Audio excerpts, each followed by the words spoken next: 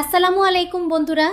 আজ আমি আপনাদের দেখাবো সজনের ডাঁটা দিয়ে মাছের এমন এক ঝোল যা খেলে আঙুল চাটতে বাধ্য হবেন। প্রথমে হাঁড়িতে তেল গরম করে নিলাম। তেলের ভেতর সুন্দর করে পেঁয়াজ কুচিগুলো ছেড়ে দিয়ে একটু লালচে করে ভেজে নিতে হবে। এরপর এতে দিয়ে দিলাম টসটসে টমেটো কুচি। টমেটোটা গলে গেলেই তরকারির স্বাদ বেড়ে যাবে দ্বিগুণ। এবার আসল কারবার, হাঁড়িতে দিয়ে দিলাম সজনে ডাঁটা আর আলুর ফালি। সজনে ডাঁটার এই সিজনে এটা না খেলে কিন্তু জীবনটাই বৃথা। কিছুক্ষণ নাড়াচাড়া করে এবার মশলা দেওয়ার পালা। একে একে দিয়ে দিলাম লবণ, হলুদ গুঁড়ো আর ঝাল ঝাল লাল মরিচের গুঁড়ো।